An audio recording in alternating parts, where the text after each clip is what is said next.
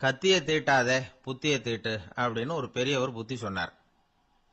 அதை கேட்ட ஒரு இளைஞன், அது எப்படி பெரியவரை புத்தியை தீட்டுறது?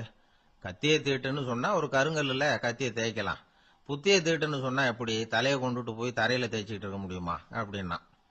அந்த பெரியவர் உடனே புரிஞ்சுக்கிட்டார், இந்த இளைஞனுக்கு புத்தி கூர்மை கம்மி அப்படிங்கறத புரிஞ்சுக்கிட்டார். அது சரி, அறிவுக்கும் புத்திசாலித்தனத்துக்கும் என்ன வித்தியாசம்? இது ஒரு முக்கியமான கேள்வி. அறிவுன்னா என்ன, புத்திசாலித்தனம்னா என்ன? இதே கேள்விய சாக்ரட்டிஸ் கிட்ட அவருடைய சீடன் ஒருத்தன் கேட்டானாம். ஐயா, அறிவுக்கும் புத்திசாலித்தனத்துக்கும் என்னங்க வித்தியாசம் அப்படின்னு கேட்டிருக்கான். சாக்ரட்டிஸ் நிமிர்ந்து பார்த்திருக்கிறார் அந்த சீடனை. அதுக்கப்புறம் சொன்னாராம், நான் சொல்றேன் உன்னுடைய கேள்விக்கு பதில், ஆனா அதுக்கு முன்னாடி நீ ஒரு காரியம் பண்ணணும்னாராம்.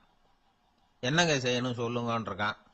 அதோ பாரு, ஒரு பெரியவர் உட்கார்ந்துருக்கிறாரு, அவர்கிட்ட போ, இங்க இருந்து பக்கத்துல இருக்கிற அந்த கிராமத்துக்கு போய் சேர எவ்வளவு நேரம் ஆகும் அப்படின்னு கேட்டுட்டு வா அப்படி சொன்னார் சாக்ரட்டிஸ். சரின்னு சொல்லிவிட்டு இவன் போனான். அந்த பெரியவர் முன்னாடி போய் நின்னான். ஏங்க பெரியவரை, இங்க இருந்து அதோ தெரியுத அந்த கிராமத்துக்கு போய் சேர்றதுக்கு எவ்வளவு நேரம் ஆகும் அப்படின்னு கேட்டான். பெரியவர் நிமிர்ந்து பார்த்தார், ஆனா பதில் எதுவும் சொல்லல. இவன் மறுபடியும் ஒரு தடவை அதே கேள்வி அவர்கிட்ட கேட்டான். என்னங்க, நான் கேட்கறது உங்க காதுல விழுதா? அந்த கிராமத்துக்கு போய் சேர்றதுக்கு எவ்வளவு நேரம் ஆகும் அப்படின்னு சொல்லி மறுபடியும் கேட்டான். அப்பவும் அவர் பதில் சொல்லல. உடனே அவன் மனசுக்குள்ள முடிவு பண்ணிட்டான், சரி பெரியவர் ஒரு மாதிரியா தெரியறார், புத்தி சுவாதீனம் சரியில்லாத ஒரு மாதிரி தெரியுது அப்படின்னு நினைச்சுக்கிட்டே வந்த வழியிலேயே திரும்பி வந்துட்டான். கொஞ்ச தூரம் நடந்திருப்பான். இப்ப அந்த பெரியவர் மறுபடியும் கூப்பிட்டார், இளைஞனே இப்படி வாழ்னார். இவனுக்கு ஒன்னும் புரியல. மறுபடியும் திரும்பி நடந்தான். அவர் முன்னாடி போய் நின்னான். பெரியவர் சொன்னார், தம்பி, இங்க இருந்து அந்த கிராமத்துக்கு போய் சேர்றதுக்கு 5 நிமிஷம் ஆகும் அப்படின்னார். இப்போ அந்த இளைஞன் அந்த முதியவரை ஒரு மாதிரியா பார்க்க ஆரம்பிச்சான். அதுக்கப்புறம் கொஞ்சம் யோசிச்சான். பிறகு அவர்கிட்டே கேட்டுட்டான், ஏங்க பெரியவரை, இதே பதில அப்பவே என்கிட்ட சொல்லி இருக்கலாமே, என்ன திரும்பி போன்னு சொல்லிவிட்டு பாதி தூரம் போனதுக்கு அப்புறம் மறுபடியும் கூப்பிட்டு அதுக்கப்புறம் இப்படி சொல்றீங்களே, இது நியாயமா அப்படின்னா. பெரியவர் சிரிச்சார். அதுக்கப்புறம் சொன்னார், ஏன்பா, நீ எவ்வளவு வேகமா நடக்கிறேங்கிறத பார்க்காம நீ கிராமத்துக்கு போய் சேர வேண்டிய நேரத்தை எப்படி என்னால சொல்ல முடியும்? அதனாலதான் உன்னை கொஞ்சம் தூரம் நடக்க விட்டு உன்னுடைய நடையின் வேகம், அந்த கிராமம் இருக்கிற தூரம் ரெண்டையும் கணக்கு போட்டு அதுக்கப்புறம் நேரத்தை சொன்னேன்னார். சீடன் வந்து தலை குனிந்தான். அப்படியே திரும்பி வந்து சாக்ரட்டிஸ் முன்னாடி நின்னான். சாக்ரட்டிஸ் இப்ப சொல்றார், தம்பி, அதுக்கு பேர் தான் புத்திசாலித்தனம். இந்த அறிவு கூர்மை வந்து எல்லா இளைஞர்களுக்கும் வரணும் அப்படிங்கறதுக்காகத்தான் கத்தியை தீட்டாத புத்தியை தீட்டு அப்படின்னு பெரியவங்க எல்லாம் சொல்லிட்டு இருக்கிறாங்க. புத்தியை தீட்டுறவங்க எல்லாம் வாழ்க்கையில அறிவாளியாராங்க, தீட்டாதவங்க கோமாளியாராங்க. இதுதான் இன்னைக்கு நடக்கிறது. அதனால அறிவு கூர்மைங்கிறது வேற. இந்த காலத்து ஆசாமி ஒருத்தர் இன்னொருத்தரை பார்த்து கேட்டார், ஏங்க, ஒரு விமானம் இங்கே இருந்து புறப்பட்டு 2 மணி நேரத்துல மதுரைக்கு போய் சேருது. நல்லா கவனிங்க, ஒரு விமானம் இங்க இருந்து புறப்பட்டு 2 மணி நேரத்துல மதுரைக்கு போய் சேருது அப்படின்னா என்னோட வயசு என்னன்னு கேட்டார். இவர் கேட்கறதுல ஏதாவது அர்த்தம் இருக்கா? அதாவது இங்க இருந்து புறப்பட்டு 2 மணி நேரம் ஆகுது மதுரைக்கு போறதுக்கு, அப்படின்னா என் வயசு என்னன்னு கேட்கிறார. இத கேட்ட உடனே அவர் பதில் சொன்னார், அப்படின்னா உங்களோட வயசு 20 அப்படின்னார். எப்படிங்க அவ்வளவு கரெக்டா சொன்னீங்க அப்படின்னு கேட்டார். வேற ஒண்ணும் இல்ல, எங்க பக்கத்து வீட்டுல ஒரு முழு பைத்தியம் இருக்கு, அதோட வயசு 40, அப்படின்னா உன் வயசு 20 தான் இருக்கணும் அப்படின்னார். அரை பைத்தியம்னு முடிவு பண்ணிக்கிட்டார். அதனால வாழ்க்கையில அறிவு கூர்மைங்கிறது ரொம்ப அவசியம். அந்த புத்திசாலித்தனம் இருக்கிறவங்க வாழ்க்கையில வெற்றி பெறுவது நிச்சயம். சாலை ஓரமா அழுதுகிட்டு உட்காந்துருந்தான். பிச்சை எடுத்து சாப்பிடுற ஒருத்தன் அந்த பக்கமா வந்தான். இவனை பார்த்தான். ஏன் அழுதுகிட்டு உட்காந்துருக்கிற, என்னாச்சு உனக்கு அப்படின்னு கேட்டான். அதுக்கு இவன் சொன்னா, என்கிட்ட ஒண்ணுமே இல்ல, நான் இந்த உலகத்துல இருந்து என்ன பிரயோஜனம், அதனாலதான் அழுதுகிட்டு இருக்கிறேன் அப்படின்னா. உன்கிட்ட மறைஞ்சிருக்கிற புதையல் என் கண்ணுக்கு நல்லா தெரியுது, அது உனக்கு புரியல, அதனாலதான் அழுதுகிட்டு இருக்கிற அப்படின்னா. என்னது, புதையல் இருக்குதா, உன் கண்ணுக்கு தெரியுதா அப்படின்னு கேட்டான். ஆமா, எனக்கு தெரியுது, அந்த புதையலை நீ விக்கிறதுக்கு தயாரா இருக்கிறியா அப்படின்னு கேட்டான் இவன். இதை கேட்டதும் அந்த இளைஞனுக்கு ரொம்ப ஆச்சரியமா போச்சு. என்னது இப்படி கேட்கறானே அப்படின்னு. என்கிட்ட ஒரு காசு கூட இல்லையே, அப்படி இருக்கிறப்போ புதையல் எங்க இருந்து வந்தது அப்படின்னா. இந்த நேரத்துல அந்த பிச்சைக்காரன் சிரிச்சான். இப்படிதான் இந்த உலகத்துல எல்லாரும் சொல்லிட்டு இருக்கிறாங்க, என்கிட்ட ஒண்ணுமே இல்லை ஒண்ணுமே இல்லைன்னு சொல்லி. ஆனா அவங்க கிட்ட தான் புதையல் இருக்கு. நீ வேணும்னா என் கூட வா, நம்ம நாட்டு அரசர்கிட்ட போவோம். உன்கிட்ட இருக்கிற புதையலை அவர் நல்ல விலைக்கு எடுத்துக்குவார் அப்படின்னா. அது எப்படி உனக்கு தெரியும்னா, இதுக்கு முன்னாடியும் இது மாதிரி பல பேரை நான் ராஜா கிட்ட அழைச்சிட்டு போயிருக்கிறேன். அதனாலதான் உன்னை பார்த்தேன், உன்னையும் கூப்பிடுறேன். நீ சரின்னு சொன்னா உன்னை அழைச்சிட்டு போறேன். உங்ககிட்ட இருக்கிற புதையலை அவர் நல்ல விலை கொடுத்து எடுத்துக்குவார் அப்படின்னு சொன்னான். இவன் இப்படி சொல்றதும் அந்த இளைஞனுக்கு ஒண்ணுமே புரியல. இது என்னது இந்த ஆள் இப்படி சொல்லிட்டு இருக்கிறான், நம்மகிட்ட என்ன இருக்குது, அதுவும் இல்லாம இவனே பிச்சை எடுத்து சாப்பிட்டுக்கிட்டு இருக்கிறான், இவன் போய் நம்மள ராஜா கிட்ட அழைச்சிட்டு போறதா போறேங்கிறானே என்ன அப்படின்னு சொல்லி அவன் யோசனை பண்ணான். என்ன யோசிக்கிற, உனக்கு பணம் வேணும்னா என்னோட வா அப்படின்னா. இளைஞன் ஒரு முடிவுக்கு வந்தான். சரி, இங்கேயே உட்காந்துக்கிட்டு இருக்கிறத விட அங்கேயாவது போய் பார்ப்போமே, இங்கே அழுதுட்டு உட்காந்துருக்கிறதுல என்ன பிரயோஜனம், ஏதோ கூப்பிடுறான் போய் பார்த்துட்டு வருவோமே அப்படின்னு சொல்லி அவன் கூட புறப்பட்டான்.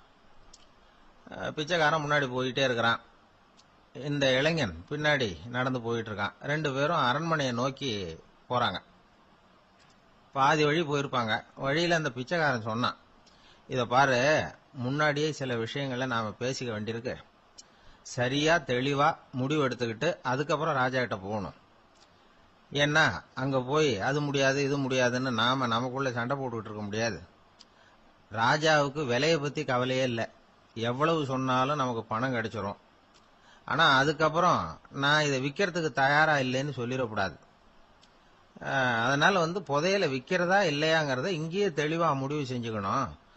இல்லைன்னா ராஜா கிட்ட போய் அங்க போய் குழப்பிட்டு இருக்க முடியாது அப்படின்னு சொன்னான். இளைஞனுக்கு ஒண்ணுமே புரியல. என்ன சொல்ற நீ, என்கிட்டயா புதையலா, எங்க இருக்குது அப்படின்னு சொல்லி குழம்பி போனான்.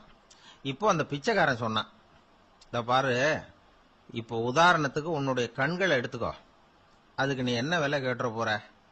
நான் அதுக்கு ராஜா கிட்ட இருந்து ஒரு 50,000 ரூபா வாங்கி தர முடியும். உன்னுடைய இருதயத்தை கொடுக்குறியா, 20 லட்சம் ரூபா வாங்கி தரேன். மூளைய கொடுக்குறியா, 30 லட்சம் வாங்கி தரேன். என்ன சொல்ற அப்படின்னு சொல்லி இந்த பிச்சைக்காரன் பேசிக்கிட்டே போறான். இளைஞனுக்கு கோபம் வந்துட்டுது. என்ன உளர்ற, உனக்கு என்ன பைத்தியமா, கண்ணையும் மூளையையும் இருதயத்தையுமா விற்பாங்க, என்ன விலை கொடுத்தாலும் அதையெல்லாம் நான் விற்கிறதுக்கு தயாரா இல்லை, நான் விற்க மாட்டேன், அதை கொடுத்துட்டு நான் என்ன பண்றது, இப்படி நான் மட்டும் இல்லை யாருமே இதை விற்கிறதுக்கு தயாரா இருக்க மாட்டாங்க அப்படின்னு சொன்னான் அந்த இளைஞன். இவன் இப்படி சொன்னதும் அந்த பிச்சைக்காரன் வாய் விட்டு சிரிக்க ஆரம்பிச்சுட்டான். இப்போ பைத்தியமானது நானா நீயா, லட்சக்கணக்கான கோடிக்கணக்கான ரூபாய் பொறுமானம் உள்ள பொருள்களை உங்ககிட்டயே வச்சுக்கிட்டு விற்க முடியாதுன்னு சொல்ற நீ தான் ஏழை, என்கிட்ட ஒண்ணுமே இல்லைன்னு மரத்தடியில் உட்காந்து அழுதுட்டு இருக்கிறியே அப்படின்னு சொன்னான். இன்னைக்கு பாத்தீங்கன்னா பல பேர் தன்கிட்ட புதைஞ்சிருக்கிற ஆற்றலை புரிஞ்சிக்க முடியாம அவதிப்பட்டு இருக்கிறாங்க. நம்ம கிட்ட என்ன இருக்குங்கிறது அவங்களுக்கு தெரியறது இல்ல, அதனாலதான் என்கிட்ட ஒண்ணுமே இல்லைன்னு சொல்லி அழுதுகிட்டு இருக்கிறாங்க. இத விளங்க வைக்கிறதுக்கு பெரியவங்க சொல்ற கதை இது. நம்ம கிட்ட இருக்கிற புதையலை நாம தான் தோண்டி எடுக்கணும். உண்மையான புதையல்ங்கிறது உள்ளே இருக்கு, ஆனா அதை வெளியில தேடுற ஆசாமிகள் தான் அதிகம். சராசரி மனித இயல்பு அப்படி. நம்ம கிட்ட விலை மதிக்க முடியாத பகுத்தறிவு இருக்கு, அதை வச்சுக்கிட்டு வாழ்க்கையில முன்னேறதுக்கு முயற்சி பண்ணணும். என்கிட்ட ஒண்ணுமே இல்லைன்னு நினைச்சு ஓரமா உட்காந்துடக்கூடாது. முயற்சி செஞ்சா முடியாத காரியம் எதுவுமே இல்லை. ஒரு ரயில்வே ஸ்டேஷன் பக்கம் வெளியில ஒரு டாக்ஸி நின்றுட்டு இருந்தது. அந்த பக்கமா வந்த ஒருத்தர் டாக்ஸி டிரைவரை பார்த்து சொன்னார், ஐயா, உங்க வண்டியில பின் சீட்ல ஒரு மணி பர்ஸ் கிடக்கு, யாரோ மறந்து விட்டுட்டு போயிருக்கிறாங்க அப்படின்னாரு. இல்ல இல்ல, அது காலி பர்ஸ் தான், நான் தான் அதை அங்க போட்டு வச்சிருக்கிறேன் டிரைவர். ஏன்னு கேட்டார் அவரு. இதுக்கு டிரைவர் சொன்னாரு, அதை பாக்குற யாராவது அதை எடுத்துக்கலாம்ங்கிற ஆசையிலேயாவது சவாரிக்கு வருவாங்க, அதுக்காக தான் போட்டு வச்சிருக்கிறேன் அப்படின்னார். ஒரு நண்பர் அவசர அவசரமா என்கிட்ட ஓடி வந்தார். அப்புறம் சொன்னார், என்னால நம்பவே முடியல சார், என் பையனா இப்படி அப்படின்னு சொல்லி ஆச்சரியப்பட்டார். உங்க பையன் அப்படி என்னதான் செஞ்சுட்டான்னு கேட்டேன். என்னால முடியாத ஒரு காரியத்தை அவன் சுலபமா செஞ்சுட்டான் சார் அப்படின்னார். அது என்ன, உங்களால முடியாத காரியத்தை அவன் செஞ்சுட்டாங்கிறீங்க, அது என்ன காரியம்னு தான் சொல்லுங்களேன். என்ன 5ஆம் வகுப்புல அவன் ஒரே தடவையில பாஸ் ஆயிட்டான் சார், அதாவது ஒரே அட்டம்ப்ட்ல பாஸ் ஆயிருக்கிறான் அப்படின்னார். மூச்சு வாங்க. கஷ்டப்பட்டு பரீட்சை எழுதினவன் அவன், இவருக்கு மூச்சு வாங்குது. நம்மால செய்ய முடியாத ஒரு காரியத்தை இன்னொருத்தர் செய்யும் போது அது நமக்கு ஆச்சரியமா தெரியுது. இப்ப சர்க்கஸ் பாக்குறோம், அங்க ஒருத்தர் அந்த இடத்துல தொங்குறார். அதை பாக்குறப்போ அது நமக்கு ஆச்சரியமா தெரியுது. ஏன்னா அது மாதிரி அந்த இடத்துல தொங்குறதுங்கிறது நம்மால முடியாத காரியம். நம்மால முடியாத ஒண்ண அடுத்த ஒருத்தர் ரொம்ப சுலபமா செய்யறப்போ நாம மருள்வது இயற்கை. இதைத்தான் தொல்காப்பியம் மருட்கை அப்படின்னு சொல்லுது. இந்த வியப்பு இருக்குதே, இது 4 வகையில ஏற்படுதான். அதையும் தொல்காப்பியம் தான் சொல்லுது. அது என்ன 4 வகை அப்படின்னா, முதல் வகை எப்படின்னா புதுமையான அரிய செயல்களை செய்வது. 2வது வகை என்னன்னா பெரிய செயல்களை செய்யறது. 3வது வகை எப்படின்னா மிக நுட்பமான செயல்களை செய்யறது. 4வது வகை ஆக்கம் தரும் செயல்களை செய்யறது. புதுமை, பெருமை, சிறுமை, ஆக்கமோடு மதினம் சாலா மருட்கை 4 அப்படிங்கிறது தொல்காப்பியம். இன்னைக்கு விஞ்ஞானம் புதுசு புதுசா எதையோ கண்டுபிடிச்சுக்கிட்டு இருக்குது.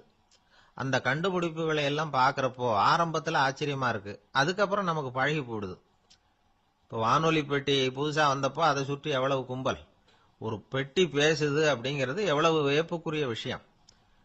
இப்ப யாரும் வானொலி பெட்டியை ரொம்ப ஆச்சரியத்தோட பாக்குறது இல்ல. வச்சிருந்தாதான் ஆச்சரியமா பார்ப்பாங்க சில பேர். இந்த காலத்துல இப்படி வச்சிருக்கிறாரேன்னு சொல்லி மாறா அதை அலட்சியமாவும் பார்க்க ஆரம்பிச்சுட்டாங்க.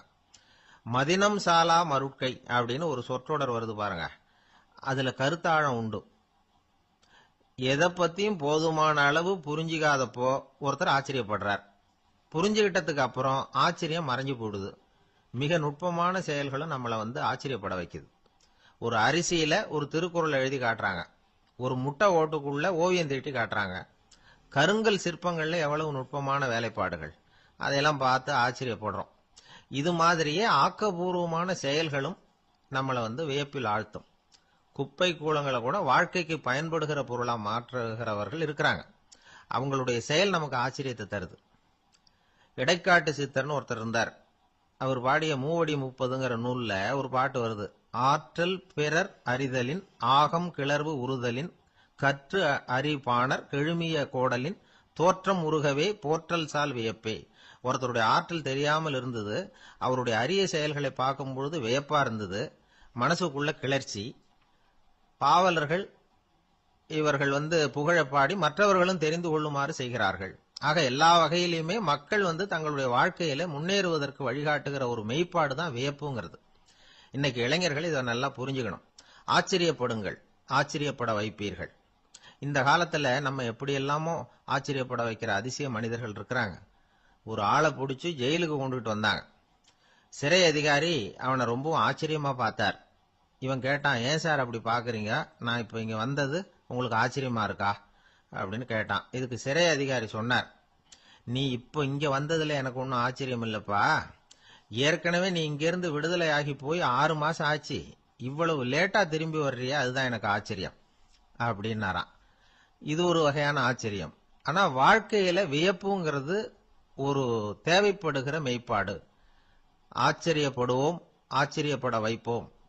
அப்படி இந்த உண்மையை புரிந்து கொண்டோம்னா நம்ம வாழ்க்கையில வெற்றி நிச்சயம். ஒரு சின்ன பையன் என்னை தேடிட்டு ஓடி வந்தான். ஒரு கதை சொல்லுங்கன்னா, சொந்தமா எதுவும் தெரியாதேன்னு. உங்களுக்கு சொந்தமா எதுவும் தெரியாதுன்னு எனக்கும் தெரியும் அப்படின்னா. இந்த பையன் அடிக்கடி என்கிட்ட கதை கேட்கிறவன், அதனால என்னோட ரகசியம்லாம் அவனுக்கு அத்துப்படி. அதனால தான் அவ்வளவு தெளிவா அடிச்சு விடுறான். சரி, இப்ப என்ன செய்யலாம்னு. பழைய கதை ஏதாவது ஒன்று சொல்லுங்களேன்னா. உனக்கு கிருஷ்ண தேவராயரை தெரியுமான்னு. அவர்கிட்ட நேரில் பழக்கம் இல்லை, ஆனா அவரை பத்தி புஸ்தகத்துல படிச்சிருக்கேன்னா. சரி, இவங்கிட்ட மேற்கொண்டு பேச்சு கொடுத்தா நம்மள ஒரு மாதிரி ஆக்கி விடுவான் அப்படிங்கிறத யூகம் பண்ணிக்கிட்டு அவனை உட்கார வச்சு கடைசி வரைக்கும் குறுக்க பேசக்கூடாது அப்படின்னு ஒரு கண்டிஷனையும் போட்டுட்டு அந்த கதையை சொன்னேன். ஒரு சமயம் கிருஷ்ண தேவராயர் சமஸ்தானத்துக்கு ஒரு பெரிய வித்வான் சேர்ந்தாராம். என்னோட போட்டி போடுறதுக்கு இந்த ஊர்ல யாராவது இருக்கீங்களா அப்படின்னு சவால் விட்டாராம். அந்த ஊர்ல இருந்த பெரிய பெரிய வித்வான்லாம் இது ஏதுனா வம்பா போச்சுன்னு நினைக்க ஆரம்பிச்சுட்டாங்க. யாரும் அந்த ஆளோட போட்டி போடுறதுக்கு தயாரா இல்லை.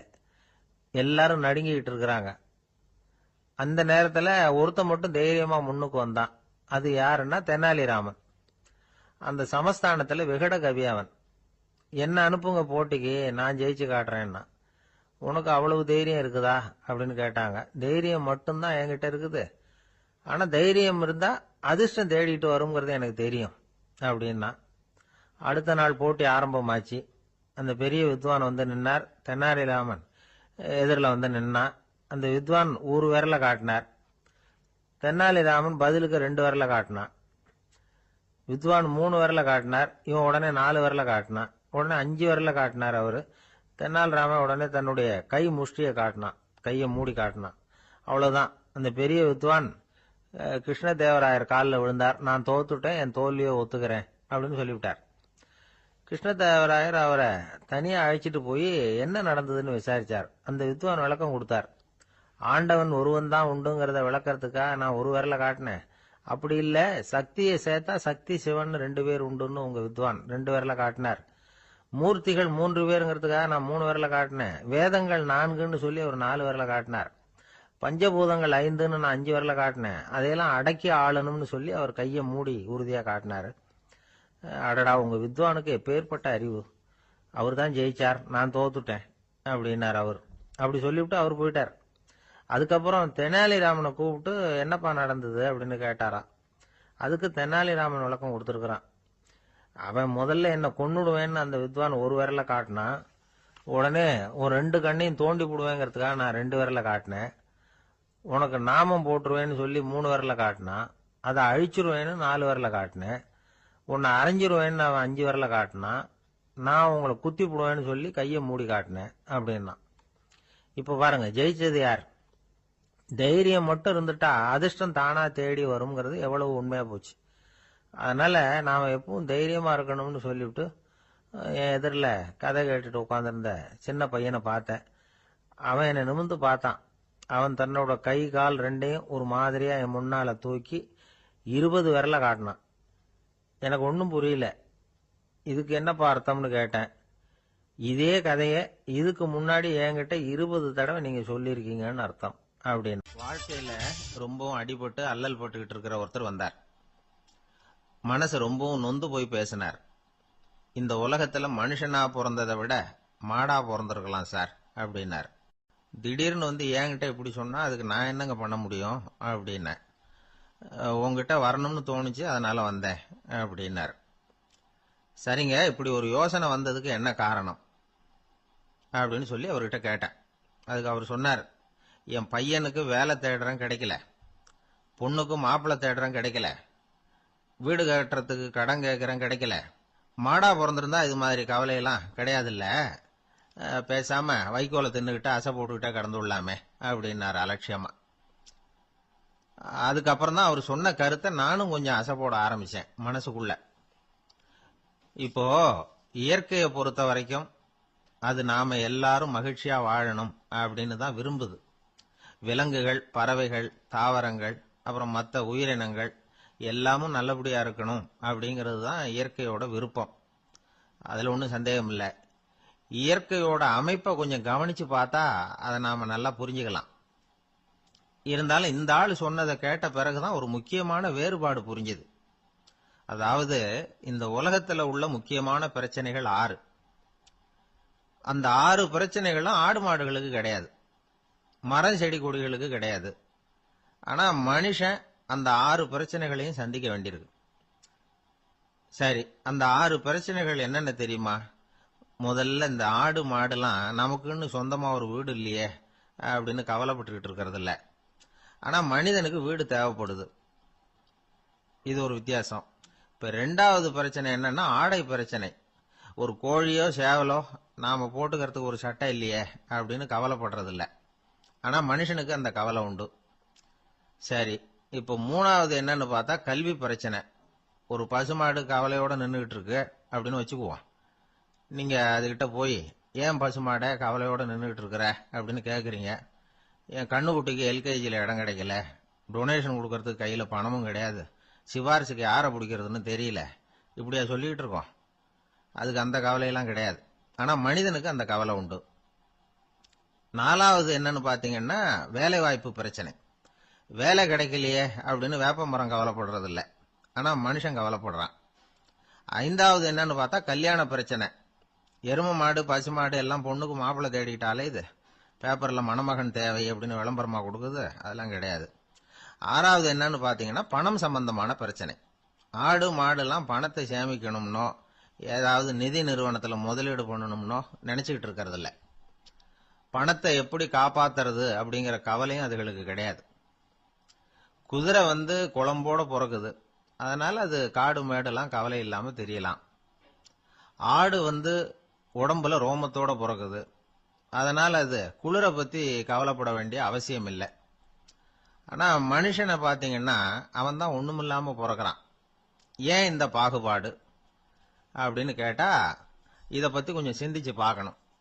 அதாவது இந்த சந்தேகத்தை ஒரு பெரியவர்கிட்டையும் கேட்டேன், அவரு சொன்னார் இதுக்கு பதில். அவர் இதே கேள்வியை இயற்கை கிட்ட கேட்டாராம்.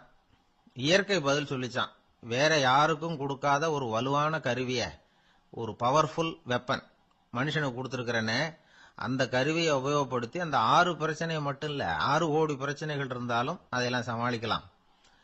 அது கருவி என்ன தெரியுமா? அதுதான் 6வது அறிவு. அதை உபயோகப்படுத்தினா காலுக்கு செருப்பு தயார் பண்ணிக்கலாம், குளிருக்கு போர்வை தயார் பண்ணிக்கலாம், என்ன வேணும்னாலும் செய்யலாம் அப்படின்னு இயற்கை பதில் சொல்லிச்சான். அதனால நாம செய்ய வேண்டியது என்னன்னா இயற்கையை முதல்ல சரியா புரிஞ்சுக்கணும். இயற்கையின் படைப்பையே நாம சரியா புரிஞ்சுக்கிறது இல்லையே, அதுதான் வேதனை. இந்த கதையை கேளுங்க. இப்ப நகரத்திலிருந்து ஒரு ஆளு கிராமத்துக்கு வந்தான். அங்க ஒரு சிறுவன் மாடு மேய்ச்சிக்கிட்டு இருந்தான். நகரத்து ஆள் சொன்ன, எவ்வளவு அழகான பசு, அது சரி இதுக்கெல்லாம் ஏன் கொம்பு இல்லைன்னா. இதுக்கு அந்த பையன் பதில் சொன்னான், பசுமாட்டுக்கு கொம்பு இல்லாததுக்கு பல காரணங்கள் உண்டு.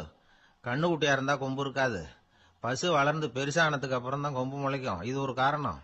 சில சமயம் வளர்ற கொம்பு எடுத்து விடுறது உண்டு, அது ஒரு காரணம். ஆனா இதுக்கு ஏன் கொம்பு இல்லைன்னு கேக்குறீங்க, அதுக்கு என்ன காரணம்னா இது பசு இல்ல குதிரை அப்படின்னானா. அந்த காலத்துல எல்லாம் படிக்கிறதுங்கிறது எப்படி தெரியுமா? குருகுல வாசம் செஞ்சு படிக்கணும். ஆசிரியருங்கிறவர் ஆசிரமத்தில் இருப்பார். அங்க போய் அவருக்கு தொண்டுகள் செய்யணும், துணிகள்லாம் துவைச்சு போடணும், தூங்கும்போது காலை பிடிச்சி விடணும், புழுக்கமா இருந்தா விசிறி மட்டை எடுத்து விசிறணும். அப்படியே அப்பப்ப அவர் சொல்லிக் கொடுக்குற பாடத்தையும் கத்துக்கணும். அவர் சொல்லிக் கொடுக்குற பாடங்களை ஓலைச்சுவடிகள்ல எழுதிக்கணும். இதுதான் குருகுல வாசம்ங்கிறது. இப்ப மாதிரிலாம் கிடையாது. ஆக குருகுல வாசம்ங்கிறது மனசையும் பண்படுத்தும், அறிவையும் பண்படுத்தும். அப்படி ஒரு பயிற்சி அது. அந்த காலத்துல பஞ்சபாண்டவர்கள் ஒரு குருகுலத்துல படிக்க போனாங்களாம். ஏற்கனவே அங்க ஒரு 15 பேர் இருந்திருக்கிறாங்க. இவங்களையும் சேர்த்து மொத்தம் 20 பேர். எல்லாரும் ரொம்ப ஆர்வத்தோடு அங்க தங்கி படிச்சுக்கிட்டு இருக்கிறாங்க. 2 வருஷம் ஓடி போச்சு. எல்லாரும் ஊருக்கு திரும்ப வேண்டிய நேரம். ஆசிரியர் ஒவ்வொருத்தரா கூப்பிட்டார். இது வரைக்கும் என்ன கத்துக்கிட்ட அப்படின்னு கேட்டார். அவங்க தாங்கள் எழுதி வச்சிருந்ததை சொன்னாங்க, கத்துக்கிட்டதை சொன்னாங்க. அங்க படிக்க வந்தவங்க எல்லாருமே புத்திசாலிகள். அது மட்டும் இல்ல, பல பேர் அரச குடும்பத்தை சேர்ந்தவங்க, இளவரசர்களாக வேற இருக்கிறவங்க. அதனால அவங்க கிட்ட அபாரமான கல்வி அறிவை எதிர்பார்த்தார். ஒருத்தன் வந்தான், தான் எழுதி வச்சிருந்த சரித்திர பாடம் பூராவையும் படிச்சு காட்டினான். இன்னொருத்தன் வந்தான், தான் எழுதி வச்சிருந்த பூகோள பாடம் பூராவையும் படிச்சு காட்டினான். இப்படி ஒவ்வொருத்தரா அவங்க படிச்சது என்னங்கிறத படிச்சு காட்டிட்டு போனாங்க.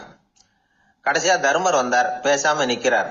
தன் கையில் இருந்த ஓலைச்சுவடி கேட்டா அவர் பிரிக்கவே இல்லை. ஆசிரியர் இவர்கிட்ட தான் அதிகமா எதிர்பார்த்தார். ஆனா இவரும் பேசாம நின்றுட்டு இருக்கிறார். நீ என்ன கத்துக்கிட்ட சொல்லு, ஓலைச்சுவடியை பிரிச்சு படினார் அந்த முனிவர். தர்மர் அசையவே இல்லை. மெதுவா சொன்னார், ஐயா நான் கத்துக்கிட்டது ஒன்னே ஒண்ணுதான், அதுதான் வாழ்க்கையில எனக்கு ரொம்ப முக்கியமான பாடமா அமையும் அப்படின்னார். என்னது, என்கிட்ட 2 வருஷ காலமா படிச்சு விட்டு கடைசியில கத்துக்கிட்டது ஒன்னே ஒண்ணுதானா அப்படின்னார் முனிவர். அவருக்கு ஒன்னும் புரியல. மற்ற மாணவர்களை விட இவர் பண்புகள்ல உயர்ந்தவர், அறிவுல சிறந்தவர், வயசுல முதிர்ந்தவர். இவரே இப்படி சொன்னா மத்தவங்க நிலைமை என்னத்துக்கு ஆறுது? அவங்க ரொம்பவும் கெட்டு போயிடுவாங்களே அப்படின்னு அவர் யோசனை பண்ணார். தர்மா, நல்லா யோசனை பண்ணி பதில் சொல்லு. 2 வருஷமா நீ கத்துக்கிட்டது என்ன அப்படின்னு தானே நான் கேக்குறேன், அத கொஞ்சம் யோசனை பண்ணி சொல்லுன்னாரு முனிவர் கொஞ்சம் கோபமா. தர்மர் முகத்துல எந்த மாறுதலுமே இல்ல. இல்லையா, 2 வருஷமா நான் கத்துக்கிட்ட முக்கியமான பாடம் ஒன்னே ஒண்ணுதான்னார். இப்போ அந்த முனிவருக்கு கோபம் அதிகமா வந்துடுச்சு. ஏப்பா உனக்கு வெக்கமா இல்லையா? உன்னை விட வயசுல குறைஞ்சவங்க எவ்வளவு பாடம் கத்துக்கிட்டு இருக்கிறாங்க, எவ்வளவு விரிவா அவங்க படிச்சு காட்டினாங்க. நீயும் கூட நிறைய குறிச்சு வச்சிருக்கிற போல இருக்க, அதை ஏன் பிரிச்சு படிக்க கூடாது அப்படின்னார். ஐயா நான் சொல்றது உங்களுக்கு ஏமாற்றமா இருந்தா என்ன மன்னிக்கணும். நான் ரொம்ப முக்கியமா கத்துக்கிட்டு இருக்கிறது ஒன்னே ஒண்ணுதான், மத்த எதையும் சொல்றதுக்கு விரும்பலன்னார். மாணவர்கள்லாம் சிரிச்சுட்டாங்க. முனிவருக்கு கோபம் அளவுக்கு மீறி வந்துட்டு ஓங்கி அரைஞ்சு விட்டார் தருமரை அவர் கன்னத்துல. தருமர் கண்ணை செவந்து போட்டுது, கண்கள் கலங்கி போச்சு.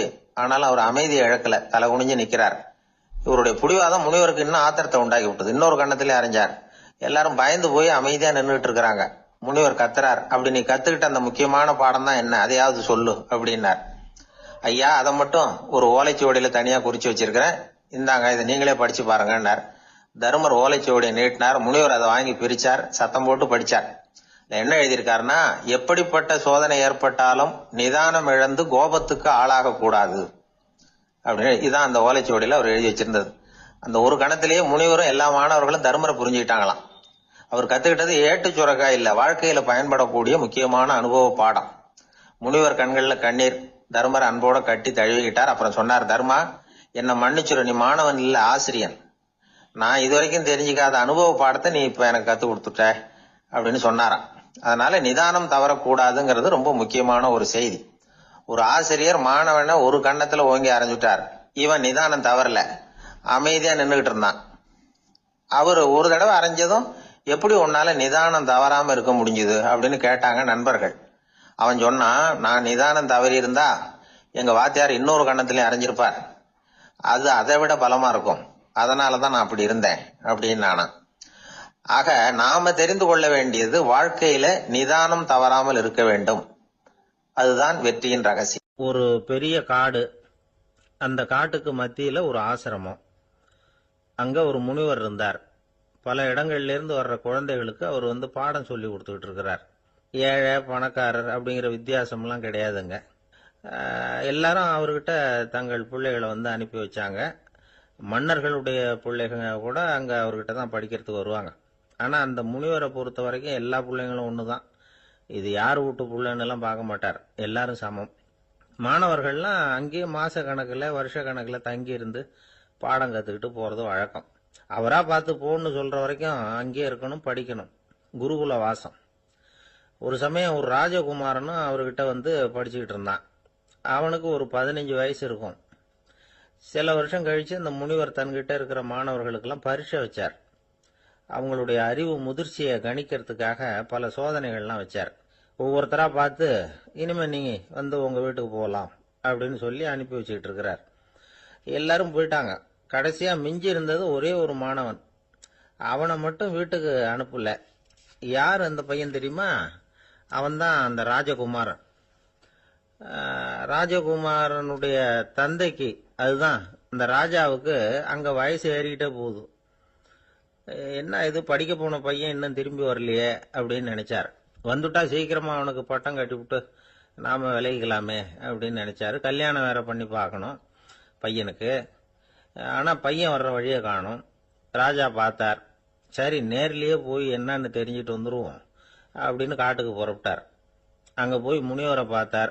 முனிவர் இவரை அன்பா வரவேற்று உட்கார வச்சார். அதுக்கப்புறம் ராஜா மெதுவா, எல்லாரையும் வீட்டுக்கு அனுப்பி வச்சுட்டீங்களாமே, ஏன் பிள்ளைய மட்டும் அப்படின்னு சொல்லி மெதுவா இழுத்தார். முனிவர் இதுக்கு உடனே பதில் சொல்லல. ராஜாவை கூப்பிட்டுட்டு போய் விருந்தினர் குடிசையில தங்க வச்சார். அதுக்கப்புறம் சொன்னார், உங்க மகன் எல்லா பாடங்கள்லயும் முதலிடம் வாங்கியிருக்கான். இப்படி முதலாவதா வர்ற மாணவனுக்கு நாங்க இன்னொரு தேர்வு வைக்கிறது வழக்கம். அதுலயும் அவன் முதலாவதா வந்துட்டான்னா அவன் ஒரு பெரிய வித்வான் அப்படிங்கிற கௌரவத்தை அடைஞ்சிருவான் அப்படின்னார். அதாவது முனிவர் அப்படி சொல்றார். அப்படி சொல்லிவிட்டு போயிட்டார் அவரு. ராஜா அங்கேயே தங்கிட்டார். ராத்திரி படுத்து தூங்கினார். காலையில எழுந்திருச்சு அந்த குடிசைக்கு வெளியில வந்தார் பல்லு விளக்கறதுக்காக. அந்த சமயத்துல தூரத்துல ஒருத்தன் ஒரு கையில கோடாலியை வச்சுக்கிட்டு தலையில ஒரு பெரிய விறகு கட்டை சுமந்துக்கிட்டு வந்துகிட்டு இருக்கிறது மாதிரி தெரிஞ்சது. யாராவது விறகு வெட்டியா இருக்கும் அப்படின்னு நினைச்சார் ராஜா. கிட்ட வந்ததும் உத்து பாக்குறாரு. பார்த்தா அது தன்னோட புள்ள. திகைச்சு போயிட்டார். என்ன இது, ஒரு ராஜகுமாரனை கூட இது மாதிரி வேலையெல்லாம் செய்ய சொல்றாங்களே அப்படின்னு நினைச்சார். ராஜகுமாரன் விறகு கட்டை கொண்டுகிட்டு போய் கொல்லை பக்கம் வச்சான். அந்த சமயம் முனிவர் அங்க வந்தார். என்ன மகனே, விறகு வெட்டிட்டு வந்துட்டியா? சரி, இப்போ ஒரு துடைப்பத்தை எடுத்துக்கோ, விருந்தினர் குடிசையின் வாசல் பக்கத்தை கூட்டி பெருக்கி சுத்தம் பண்ணு போ அப்படின்னார். அப்படியே செய்யறேன் குருவே அப்படின்னு சொல்லிவிட்டு போனான். சுத்தம் பண்ண ஆரம்பிச்சுட்டான். ராஜா பார்த்தார். இத உடனே ஓடியாந்தார். மகனே, என்ன காரியம் பண்ற? தொடப்பத்தை கீழே போடுனார். இப்ப அந்த ராஜகுமாரன் சொல்றான், தந்தையே, இது என்னுடைய குருதேவரோட உத்தரவு. இங்க நான் ஒரு மாணவன். இங்க அரசனும் ஒண்ணுதான், ஆண்டியும் ஒண்ணுதான். குருதேவர் சொல்றத மறுக்காம செய்யறது தான் எங்க கடமை அப்படின்னா. இந்த சமயம் முனிவர் அங்க வந்தார். இவனை முதுகுல தட்டி கொடுத்தார். அப்புறம் ராஜா கிட்ட சொன்னார், அரசே, உங்க புள்ள எங்க கடைசி தேர்வுலையும் வெற்றி பெற்றுட்டான். பணிவுதான் மாணவர்களின் மிக உயர்ந்த குணம். குருநாதர் சொல்றது மனசுக்கு பிடிக்கலன்னா கூட மறுக்காம செய்யணும். அப்படி செய்யறதுனால எதை செய்யலாம், எதை செய்யக்கூடாது அப்படிங்கிற விவேகம் அவங்களுக்கு வந்துடும். செய்யக்கூடாதத கூட பெரியவங்க சொல்லிவிட்டா செஞ்சுதான் ஆகணும் அப்படிங்கிற பணிவு அவங்களுக்கு வந்துடும். இந்த குணம் வந்துட்டுதுன்னா அவங்க எத்தனை கடினமான வேலையா இருந்தா கூட ரொம்ப சுலபமா செஞ்சு முடிச்சிருவாங்க.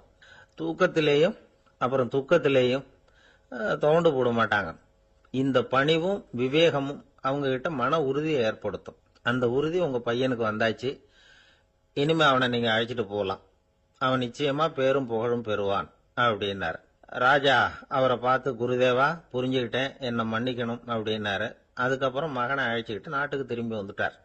இந்த கதைய இன்று ஒரு தகவல்ல சொல்லுங்க சார், உங்க நிகழ்ச்சியில சொல்லுங்க சார் அப்படின்னு சொல்லி மாணவர்கள் கேட்டா, பணிவா இருக்கிறது எப்படி அப்படிங்கறத புரிஞ்சுக்குவாங்க அப்படின்னு சொன்னார் ஒருத்தர். சரி, சொல்லுவோம். அதுக்கு முன்னாடி நேர்லயே ஒரு பையன்கிட்ட சொல்லி பார்க்கலாமே அப்படின்னு தோணுச்சு. உடனே ஒரு பையனை கூப்பிட்டோம். ஏன்பா, உங்க வாத்தியார் உனக்கு இது மாதிரி ஒரு பரீட்சை வச்சா என்ன பண்ணுவேன் அப்படின்னு கேட்டோம். நானும் அப்படிதான் சார் நடந்துக்குவேன். விறகு வெட்டுவேன், தொடப்பத்தினால கூட்டி சுத்தம் பண்ணுவேன், உடனே செஞ்சு முடிச்சிருவேன் சார் அப்படின்னா. பலே, பரவாயில்லையே அப்படின்னோம். ஆமா சார், அப்படி செஞ்சாதானே வீட்டுக்கு அனுப்புவார், இல்லைன்னா இன்னொரு வருஷம் இங்கேயே இருந்து படின்னு சொல்லி விடுவாரு, அதனால அப்படி செய்வேன் அப்படிங்கிறான் அந்த பையன். அவர் ஒரு நாள் வீட்டு திண்ணையில உட்காந்துருந்தாராம். அப்போ தெருவில் ஒரு பிச்சைக்காரன் அந்த வழியா வந்திருக்கிறான். பிச்சை கேட்டிருக்கான். அந்த சமயத்துல தர்மர் வேற ஏதோ வேலையா இருந்திருக்கிறார். அதனால பிச்சைக்காரனை பார்த்து, நாளைக்கு வா அப்படின்னு சொல்லிவிட்டார். அவனும் சரின்னு சொல்லிட்டு போயிட்டான். பீமன் இத பார்த்துக்கிட்டு இருந்தான். உடனே அவன் என்ன செஞ்சான் தெரியுமா? ஒரு முரசை எடுத்துக்கிட்டு கிராமத்தை நோக்கி ஓடனான். முரசை அடிச்சுக்கிட்டு ஏதோ சொல்ல ஆரம்பிச்சுட்டான். தர்மருக்கும் இது தெரிய வந்தது. அவருக்கு ஒன்றும் புரியல. என்னாச்சு உனக்குன்னு கேட்டார். பீமன் சொன்னான், நான் கிராம மக்களுக்கு ஒரு செய்தியை தெரிவிக்க போறேன் அப்படின்னா. என்ன செய்தின்னார். எங்க அண்ணன் காலத்தை வென்றுட்டார் அப்படிங்கிற செய்தியை சொல்ல போறேன்னா. நான் காலத்தை ஜெயிச்சுட்டேனா, எதனால் அப்படி சொல்ற அப்படின்னு கேட்டார். நீங்க பிச்சைக்காரனை நாளைக்கு வர சொன்னீங்களே, அதனாலதான் அப்படின்னா. அதனால என்னன்னார். நீங்க அவனை நாளைக்கு வான்னு சொன்னீங்க, நீங்க நிச்சயமா நாளைக்கு இருப்பீங்களா? அந்த பிச்சைக்காரனும் நாளைக்கு உயிரோட இருப்பானா? நாளைக்கு நீங்க இருந்தாலும் பிச்சை போடக்கூடிய மனோபாவம் உங்களுக்கு இருக்குமா? பிச்சை நிச்சயம் போடுவீங்களா? நாளைக்கு வரைக்கும் அவன் பிச்சைக்காரனாவே இருப்பாங்கிறது என்ன நிச்சயம்? நாளைக்கு உங்க சந்திப்பு நிச்சயம் நடக்குமா? அதனாலதான் நீங்க காலத்தை ஜெயிச்சுட்டீங்க அப்படின்னு சொல்லி அவ்வளவு நிச்சயமா நான் முடிவு பண்ணிவிட்டேன். அப்படி நீங்க நினைச்சதுனாலதான் அவனை நாளைக்கு வர சொல்லியிருக்கிறீங்க. இது எவ்வளவு பெரிய விஷயம். இதை மற்றவங்களுக்கு சொல்லாம இருக்கலாமா? நேரம் ஆயிட்டுது, நான் உடனே ஊருக்குள்ள போய் இதை சொல்லணும், தாமதிக்க முடியாது. ஏன்னா இந்த நேரம் கடந்துட்டுதுன்னா அடுத்த நாழிகை எனக்கு கிடைக்கும்ங்கிறது நிச்சயம் இல்லை அப்படின்னு பீமன் சொல்லி முடிச்சுட்டு புறப்படுறதுக்கு தயாரானான். தர்மர் அவசரமா குறுக்கிட்டார். தம்பி, கொஞ்சம் பொறு, நான் தவறு பண்ணிட்டேன். பரிபூர்ண சுதந்திரம் பெற்ற மனிதன் தான் அப்படி பேச முடியும், அப்படி வாக்குறுதி தர முடியும். அந்த பிச்சைக்காரனை இப்பவே கூப்பிடு, ஏதாவது உடனே கொடுத்து அனுப்பி வச்சு விடுறேன். நாளைக்கு என்ன நடக்கும்ங்கிறது யாருக்கு தெரியும் அப்படின்னார். இந்த கதையிலிருந்து நாம உணர்ந்து கொள்ள வேண்டிய உண்மை என்ன தெரியுமா? நிகழ்காலம் ஒண்ணுதான் நம்ம கையில் இருக்கிறது. அதை தவற விடாமல் சரியா பயன்படுத்திக்கணும். கடந்த காலம்ங்கிறது திரும்பி வரப்போறது இல்ல. எதிர்காலம்ங்கிறது இப்ப நம்ம கிட்ட கிடையாது. அதனால நிகழ்காலத்தை தான் நாம பயன்படுத்திக்க முடியும். ஒரு ஊர்ல ஒரு சோதிடர் இருந்தார். அவர் எதிர்காலத்தை பத்தி அதிகமா சொல்லிட்டு இருப்பார். அவருடைய சோதிடத்தை எப்படியாவது பொய்யாக்கி போடணும் அப்படின்னு சொல்லி 2 இளைஞர்கள் தீர்மானம் பண்ணிட்டாங்க. அதுக்காக ஒரு திட்டம் போட்டாங்க. அது குளிர்காலம். ஒரு இளைஞன் பெரிய கோட்டு ஒண்ணு சட்டைக்கு மேல போட்டுக்கிட்டான். அந்த மேல் கோட்டுக்குள்ள ஒரு புறாவை மறைச்சு வச்சுக்கிட்டான். 2 பேரும் அந்த சோதிடர் வீட்டுக்கு போறாங்க. அவரை பார்த்தாங்க. இத பாருங்க, இந்த கோட்டுக்குள்ள ஒரு புறாவை மறைச்சு வச்சிருக்கிறோம். அந்த புறா இப்போ உயிரோட இருக்கா இறந்து போச்சா இதை நீங்க சொல்லணும். சரியா சொல்லிவிட்டா உங்க ஜோசியத்தை நம்புறோம் அப்படின்னாங்க. இவங்க மனசுக்குள்ள என்ன திட்டம்னா, புறா உயிரோட இருக்குன்னு அவர் சொல்லிவிட்டாருன்னா அப்படியே கையால் அமைக்க அதை கொண்டுட வேண்டியது. புறா உயிரோட இல்லைன்னு சொல்லிவிட்டாருன்னா அப்படியே உயிரோட எடுத்து காட்டிவிட வேண்டியது. இதுதான் அந்த இளைஞர்களோட திட்டம். அவர் என்ன பதில் சொன்னாலும் அவர் சொல்றது பொய்ன்னு நிரூபணம் பண்ணிவிடலாம்ல. இதுதான் அவங்க நம்பிக்கை. இந்த சோதிடர் எல்லா வகையிலையும் தப்பிக்க முடியாதுன்னு அவங்க நம்பினாங்க. ஆனா அந்த சோதிடர் சொன்ன பதில் இவங்களை திகைக்க வச்சுட்டுது. அவர் என்ன சொன்னார் தெரியுமா? உங்க கோட்டுக்குள்ள இருக்கிற புறா உயிரோட இருக்கா செத்து போச்சா அப்படின்னு தானே கேக்குறீங்க. அது உங்க கையில இருக்கு. அது சாகவும் இல்லை உயிரோடவும் இல்லை. அந்த பறவையின் வாழ்வும் சாவும் உங்க கையில தான் இருக்குன்னார். இவங்க தோல்வியை ஒத்துக்கிட்டாங்க. இந்த கதையை நமக்கு ஒரு உண்மையை உணர்த்துது. இன்றைய இளைஞர்கள் எதிர்காலம்ங்கிற பறவையை தங்களுக்குள்ள வச்சிருக்கிறாங்க. அந்த பறவையின் வாழ்வும் தாழ்வும் அவங்க கையில தான் இருக்கு. நமது வாழ்க்கைங்கிறது நமது கையில. நாம நல்லா இருக்கிறதும் இல்லாம போறதும் நாம தான் காரணம். ஒரு மருத்துவமனை படுக்கையில கிடந்த நோயாளி சொன்னார், டாக்டர் என்னோட வாழ்வும் சாவும் உங்க கையில தான் இருக்கு. ஏன்னா இப்ப எனக்கு ஆபரேஷன் பண்ண போறது நீங்க அப்படின்னாரு. பயப்படாதீங்க எல்லாம் நாங்க பாத்துக்கிறோம்னாரு டாக்டர். அதுக்குள்ள டாக்டர் நான் இது வரைக்கும் ஆஸ்பத்திரி பக்கமே வைத்தியத்துக்குன்னு வந்ததில்லை.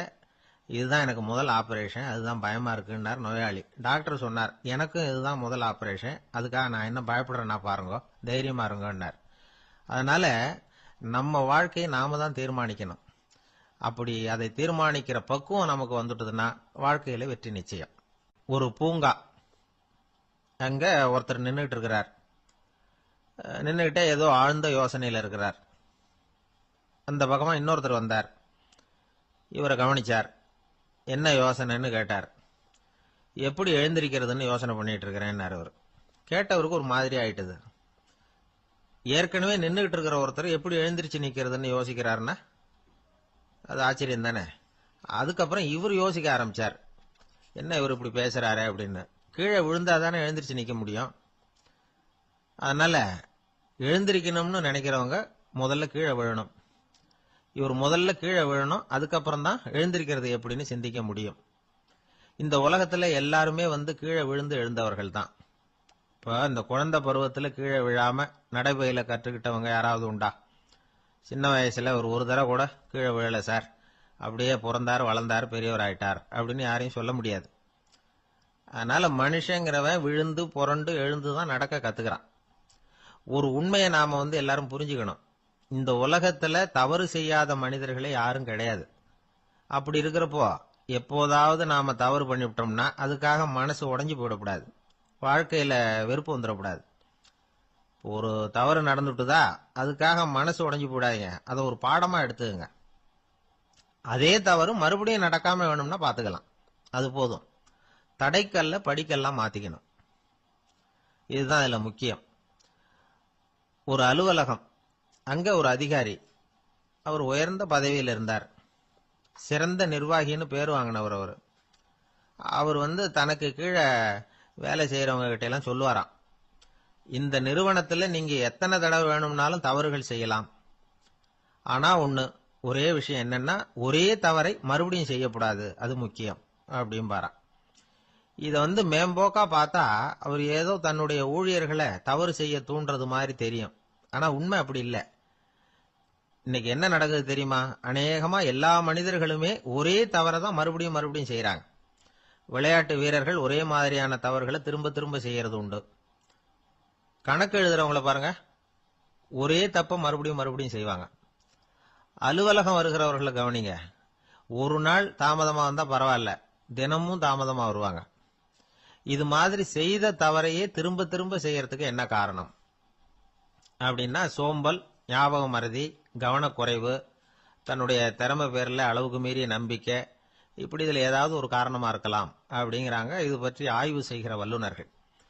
ஒரு தடவை செஞ்ச தவிர மறுபடியும் செய்யறது இல்லைன்னு முடிவு செஞ்சுக்கிட்டு அதை செயல்படுத்த கத்துக்கணும். அது போதும், வாழ்க்கை வெற்றிகரமா அமையும் அப்படிங்கிறாங்க அந்த அனுபவசாலிகள். அதனால வெற்றிகரமா வாழ்க்கையில நடைபோட விரும்பும் இளைஞர்கள் தவிர்க்க வேண்டியது என்னன்னா, முதல்ல சோம்பலை தவிருங்கள், சுறுசுறுப்பாக இயங்குங்கள் அப்படிங்கறது அவங்க அறிவுரை. ரெண்டாவது ஞாபக மறதி, எந்த செயல்லையும் ஈடுபாடு வேணும், அக்கறை வேணும். மூணாவது கவனக்குறைவு, எதையும் அலட்சியப்படுத்தக்கூடாது. நாலாவது என்னால முடியாதது எதுவுமே கிடையாது அப்படிங்கிற அளவுக்கு மீறிய நம்பிக்கை அது ஆபத்துல கொண்டு போய் விட்டுரும். அதனால முதல் தவறு உங்களுக்கு ஒரு பாடமா அமையணும். ஒரு மனிதர் அவர் தன்னுடைய 2 காதுலயும் கட்டு போட்டுக்கிட்டு வந்தார். அவருடைய நண்பர் அதை கவனிச்சுட்டார். என்ன சார் ஆச்சு, 2 காதுலயும் கட்டு போட்டிருக்கீங்களே அப்படின்னு விசாரிச்சார். ஒண்ணுமில்ல சார், வீட்டுல ரொம்ப ஆர்வமா டிவியில கிரிக்கெட் மேட்ச் பார்த்துக்கிட்டு இருந்தேன். அப்போ என்னுடைய மனைவி துணிகளுக்கு அயன் பண்ணிட்டு இருந்தாங்க. அயன் பாக்ஸை அப்படியே வச்சுட்டு அடுப்பங்கரைக்கு போயிட்டாங்க. அந்த சமயம் பார்த்து டெலிபோன் பண்ணி அடிச்சுது. அவசரமா ஓடி போய் அதை எடுத்து காதுல வச்சேன். அப்பதான் தெரியும் அது அயன் பாக்ஸுங்கிற விஷயம். சூடா இருந்ததா, சுட்டு விட்டுது அப்படின்னாரு. ஒரு காது சரி சார், 2 காதும் ஏன் அப்படி ஆச்சு அப்படின்னு கேட்டார். அதே ஆளு மறுபடியும் போன் பண்ணா சார் அப்படின்னாரு. இவர் எவ்வளவு தூரம் யோசிச்சிருப்பாரு பாருங்க. அதனால ஒரு தவறு மறுபடியும் நடக்கக்கூடாது. முதல் தவறு உங்களுக்கு ஒரு பாடமாக அமையட்டும் அப்படிங்கிறது தான் இதுல இருந்து நாம தெரிந்து கொள்ள வேண்டிய கருத்து. அதனால தவறுகள் அதெல்லாம் தடைக்கெல்லாம் நினைக்க வேண்டாம், படிக்கெல்லாம் நினைப்போம். அப்படி நினைச்சோம்னா வாழ்க்கையில வெற்றி நிச்சயம். கொஞ்சம் தூரத்துல நாம நிக்கிறோம். எட்டத்துல இருந்துகிட்டு அவரை கவனிக்கிறோம். அவர் போன்ல பேசுறத, அவர் பேசுகிற வார்த்தைகள் என்ன அப்படிங்கறது நம்ம காதுல விழல.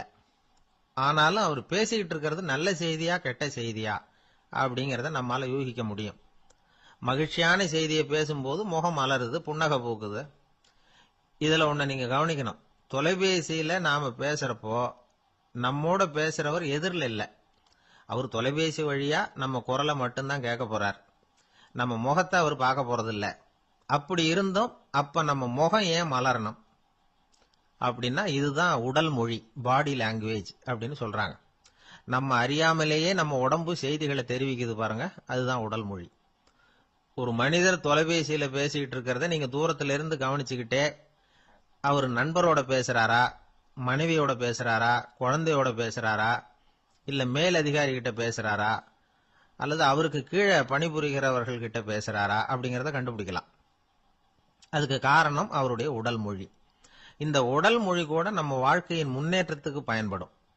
இத பத்தியெல்லாம் கூட சில நிபுணர்கள் ஆராய்ச்சி பண்ணி பார்த்திருக்கிறாங்க. அவங்க சில விவரங்களை சொல்றாங்க. குறிப்பா ஒருத்தர் தன்னுடைய நாற்காலியில கிட்டத்தட்ட படுத்துக்காத குறையா உட்கார்ந்துருக்கிறாருன்னு வச்சுங்க. எதிர இருக்கிறவர் பேசுறது அவருக்கு பிடிக்கலன்னு அர்த்தமா. தலையை சொரிஞ்சுக்கிறது, வேற வேற திசைகள்ல பாக்குறது, கொட்டாவி விடுறது, கால்களை மாத்தி போட்டு உட்கார்றது, களைப்பா கை விரல்களை அப்படியே பின்னிக்கிறது, அடிக்கடி கடிகாரத்தை பாக்குறது, இப்படிலாம் ஒருத்தர் பண்ணிட்டு இருக்கிறாருன்னா நாம கூடிய சீக்கிரம் அந்த இடத்த விட்டு எழுந்திரிச்சு வந்துடுறது நல்லது. ஏன்னா இதெல்லாம் அவருடைய சலிப்பு, சோர்வு, ஆர்வமின்மை இதுக்கு அடையாளங்கள். நம்முடைய பேச்சு அவரை சலிப்படைய வச்சுட்டதுன்னு அர்த்தம். அவர் ரொம்பவும் சோர்ந்து போயிட்டாருன்னு பொருள். நம்முடைய பேச்சில் அவருக்கு ஆர்வம் இல்லைன்னு அர்த்தம். அதே நேரத்தில் நாற்காலியின் நுனியில அமர்ந்து உடலை முன்னுக்கு நகர்த்தி எதிர இருக்கிறவரின் கண்களை பார்த்துக்கிட்டே பேசினாலும் சரி அல்லது பேச்சை கேட்டாலும் சரி, உங்க பேர்ல மற்றவங்களுக்கு உள்ள பிடிப்பு அதிகரிக்கும். நாம எப்படிப்பட்டவர்ங்கிறத நம்ம உடம்பும் நடை உடை பாவனையும் அடுத்தவங்களுக்கு காட்டி கொடுத்துரும். உங்க உடம்பு, உங்க பார்வை, நடை, உட்கார்ற விதம் இதை வச்சுக்கிட்டே நீங்க பொறுப்புள்ளவரா, முரடரா, அலட்சியமானவரா, மரியாதை தெரிஞ்சவரா, அடக்கமானவரா, நம்பிக்கைக்கு உரியவரா, நாணயம் இல்லாதவரா, பயந்தவரா, திறமசாலியா, அப்பாவியா அப்படிங்கறதெல்லாம் கண்டுபிடிச்சிடலாம். அதனால இந்த உடல் மொழியை புரிஞ்சுக்கிட்டு நம்மளை கொஞ்சம் சரிப்படுத்திக்கிட்டோம்னா வாழ்க்கையில சுலபமா பல காரியங்களை சாதிக்க முடியும். ஒரு மனநல மருத்துவமனை, அங்க ஒருத்தர் ஒரு நாற்காலியில உட்காந்துக்கிட்டு கார் ஓட்டுறது மாதிரி அப்படி பாவனை பண்ணிட்டு இருந்தார்.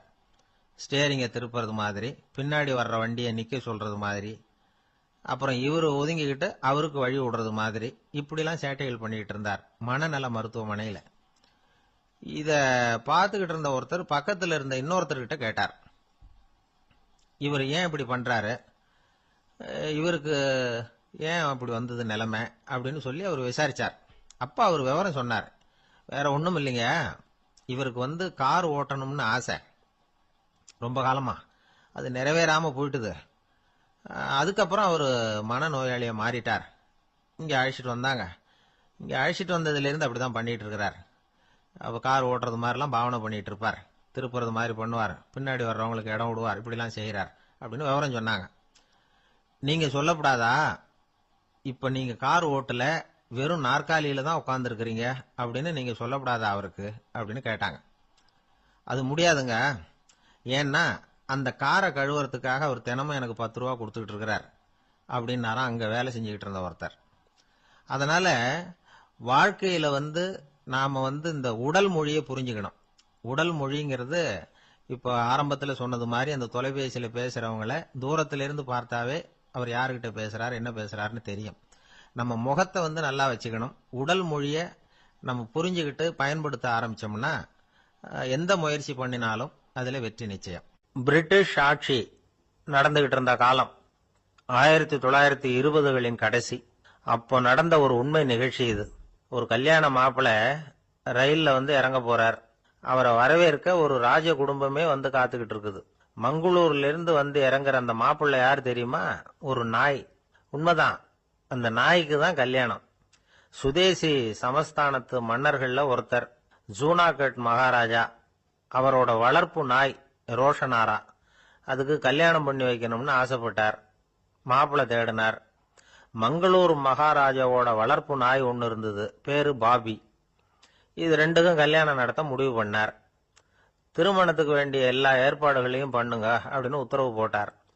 ஆயிரக்கணக்கான அழைப்புதழ்கள், பல சமஸ்தான மன்னர்கள், ஜமீன்தார்கள், பிரிட்டிஷ் அதிகாரிகள், பெரிய பணக்காரங்க, இப்படி நிறைய பேருக்கு அழைப்புதழ்கள் அனுப்பி வச்சாங்க. பத்திரிகையை பார்த்தவங்க எல்லாம் திகைச்சு போயிட்டாங்களாம். இருந்தாலும் என்ன பண்றது, ராஜாவே அழைக்கிறார், போகாம இருக்க முடியுமா? அந்த சமயத்துல நாட்டின் கவர்னர் ஜெனரலா இருந்தவர் இர்வின் பிரபு. அவருக்கும் ஒரு பத்திரிகை போயிருக்குது.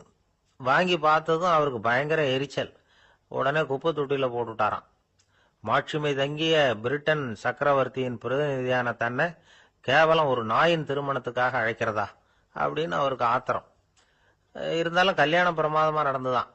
கல்யாணத்தன்னைக்கு பொண்ணுக்கு ஸ்பெஷல் குளியல், தண்ணீருக்கு பதிலாக வாசனை திரவியங்கள், பன்னீர், குளிச்சதுக்கு அப்புறம் அலங்காரம், வைர மாலை, முத்து மாலை, ஏகப்பட்ட அலங்காரம். மாப்பிள்ளையை அழைக்கிறதுக்கு ரயில்வே ஸ்டேஷன்ல ராஜ குடும்பமே காத்துக்கிட்டு இருக்குது. அவங்களோட வளர்ப்பு நாய்கள் 250. அத்தனை நாய்களுக்கும் பட்டு துணி போத்தி இருக்குது. முத்து வடங்கள் அணிவிச்சிருக்கிறாங்க. எல்லாம் ராஜ நாய்கள். அதுகளையும் வீதியில நடக்க விடலையாம். அதுகளை சுமந்துகிட்டு போக அலங்கரிக்கப்பட்ட யானைகள் காத்துக்கிட்டு இருக்குதாம். மாப்பிள்ளைக்கு வரவேற்பு எப்படி தெரியுமா? அது நடந்து வர்ற பாதை பூரா ரத்தன கம்பளம் விரிச்சிருக்குது. 2 பக்கமும் ராஜாங்க அதிகாரிகள் கைகட்டி நிக்கிறாங்க. அரசு படை வீரர்கள் அணிவகுப்பு மரியாதை செலுத்துறாங்க. அந்த நாய் ராஜ மரியாதையோட நடந்து வருது. நகையெல்லாம் போட்டுக்கிட்டு வருது. திருமண மண்டபத்துக்கு சேருது. அங்க கல்யாணம் அமோகமா நடக்குது. இந்த திருமணத்தை முன்னிட்டு அந்த ஜூனாகட் சமஸ்தானத்துக்கு 3 நாள் விடுமுறை வேற. கல்யாணத்துக்கு வந்திருந்தவங்களுக்கெல்லாம் ஏக தடபுடலா விருந்து, நாட்டியம் எல்லாம் பிரமாதமா நடந்துதான். இந்த கல்யாணத்துல கலந்துக்க வந்திருந்த மற்ற சமஸ்தானத்து மன்னர்கள், திவான்கள், அரச குடும்பத்தினர், இப்படி அவங்க 700 பேராம். அவங்க போறதுக்காக விசேஷ ரயில்கள்லாம் வேற விட்டுருக்காங்க. கல்யாணம் முடிஞ்சதும் அந்த நாய் தம்பதிகளோட பெரிய பெரிய மன்னர்கள்லாம் ஒன்னா உட்காந்து சாப்பிட்டாங்களாம். ஏர் கண்டிஷன் அறையில அந்த தம்பதிகள் கொஞ்ச காலம் வாழ்ந்திருக்கிறாங்க. கொஞ்ச நாள்ல மாப்பிள்ளைக்கு மரியாதை குறைய ஆரம்பிச்சுட்டுது. வெளியில துரத்தி விட்டாங்களாம். அந்த பெண் நாய் மட்டும் ராஜ போகங்களை அனுபவிச்சு வந்துதான். இந்த கல்யாணத்தை பார்த்துட்டு தொடர்ந்து மற்ற சமஸ்தானத்து மன்னர்களும் நாய் திருமணங்கள் நடத்த ஆரம்பிச்சுட்டாங்களாம். இது உண்மையில நடந்திருக்குது. இப்படி அது இருக்கட்டும். இப்ப நம்ம கதைக்கு வருவோம். ஒரு ராஜாவுக்கு ரொம்ப நாள் கழிச்சு ஒரு குழந்தை பிறந்துதான். அரண்மனை ஜோசியரை கூப்பிட்டுருக்கார் ராஜா. ஜோசியரே, என் மகன் வருங்காலத்துல சிறந்த வாழ் வீரனா வரணும்னு ஆசைப்படுறேன். வருவானாங்கிறத கொஞ்சம் பார்த்து சொல்லுங்களேன் அப்படின்னாராம். ஜோசியர் சொன்னார், மன்னா, உங்க புள்ள வாழ் வீரனா வர்றது கஷ்டம். ஆனா அவரும் உங்களை மாதிரியே நாய்க்குட்டிகள் பேர்ல பிரியமா இருப்பார். அதுகளுக்கு கல்யாணமும் பண்ணி வைப்பார் அப்படின்னாராம். அது எப்படி கண்டுபிடிச்சிங்க அப்படின்னு கேட்டிருக்கார் ராஜா.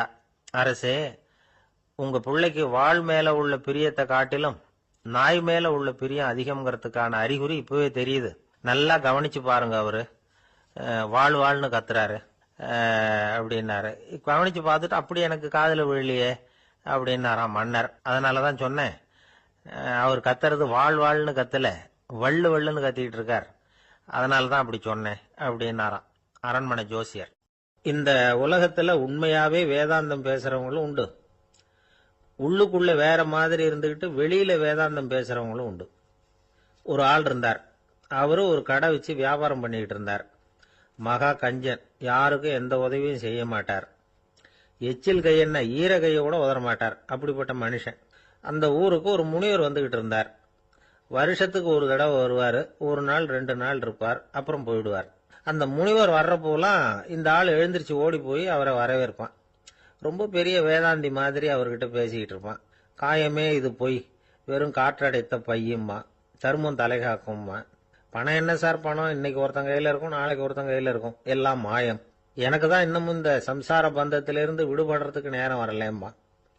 அந்த முனிவரும் இந்த ஆள் இப்படி சொல்றதை கேட்ட உடனே, ஏப்பா அப்படி சொல்ற, இப்ப கூட நீ சரின்னு சொல்லு, உனக்கு தீட்சை கொடுத்து இதுல இருந்து விடுபடுற ஞானத்தை போதிக்கிறேன் பார். உடனே அந்த ஆள் என்ன சொல்லுவான் தெரியுமா?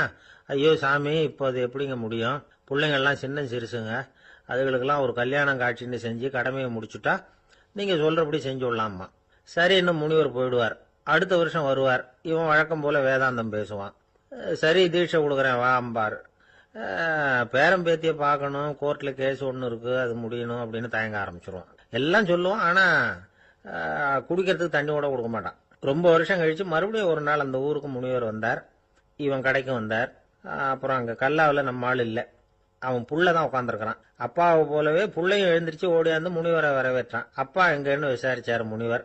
ஐயோ அதை ஏன் கேட்குறீங்க சாமி, உங்ககிட்ட தீட்சை வாங்கி இந்த சம்சார பந்தத்திலிருந்து விடுதலை பெறணும்னு சொல்லிக்கிட்டே இருப்பார், அது நிறைவேறாமலே போய் சேர்ந்துட்டார். போன மாசம் ஒரு நாள் திடீர்னு நெஞ்சு வலிக்குதுன்னாரு, அவ்வளவுதான் போட்டுன்னு போயிட்டார் அப்படின்னு புலம்புனான் பையன். இதை கேட்டதும் முனிவர் சிரிச்சாரான். அவன் எங்கடா போவான், உன் அப்பா எங்கேயும் போகல, இதோ வாழை ஆட்டிக்கிட்டு உன் காலடியிலே இருந்துகிட்டு இருக்கான் பார் அப்படின்னு சொல்லி அங்க நின்றுகிட்டு இருந்த ஒரு நாயை சுட்டி காட்டினாராம். என்ன சாமி சொல்றீங்க அப்படின்னு ஆச்சரியமா கேட்டிருக்கான் பையன். உடனே முனிவர் அந்த நாயோட தலையில ஒரு தட்டு தட்டி பேசுறா அப்படின்னாராம். உடனே அந்த நாய் வேதாந்தம் பேச ஆரம்பிச்சுட்டு தான். காயமே இது போய் வெறும் காற்றடைத்த பைய அப்படின்னு தான். முனிவர் சொன்னார், அடே இப்பவும் ஒன்னும் கெட்டு போகல, நீ விரும்புனா சொல்லு, உனக்கு தீட்சை கொடுத்து என் பின்னாடியே அழைச்சிட்டு போயிடுறேன், அங்க அழைச்சிட்டு போய் உனக்கு ஞானத்தை போதிக்கிறேன், வர்றியா அப்படின்னு கேட்டிருக்காரு. உடனே அந்த நாய் சொல்லிச்சான், ஐயோ அதை ஏன் கேட்குறீங்க சாமி, நான் உண்ணாம தின்னாம ஏராளமான சொத்து சேர்த்து வச்சுட்டேன், என் பிள்ளைங்க அதோட பெருமை தெரியாம ராத்திரி நேரம்லாம் கதவை திறந்து போட்டுட்டு தூங்கிடுவாங்க, அதனால இப்படி நாயா பிறந்து ராத்திரி பகலா சுத்தி சுத்தி காவல் காத்துட்டு கிடக்கிறேன், இப்ப எப்படி சாமி வர முடியும் அப்படின்னு கேட்டுதான்.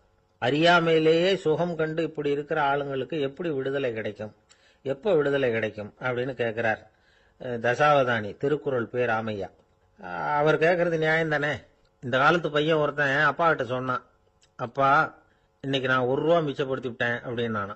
அப்படியா, என்னடா பண்ணேன்னு கேட்டிருக்காரு அப்பா. டவுன் பஸ்ல ஏறாம அது பின்னாடியே ஓடியாந்தேன், 1 ரூபா மிச்சம் தானே அப்படின்றான். அட பாவி, ஒரு ஆட்டோ பின்னாடி ஓடியாந்துருந்தா 10 ரூபா மிச்சமாயிருக்குமே, வேஸ்ட் பண்ணிட்டியே அப்படின்னாராம் அந்த அப்பா. ஒரு கோவில்ல ஆன்மீக சொற்பொழிவு நடந்துகிட்டு இருக்குது.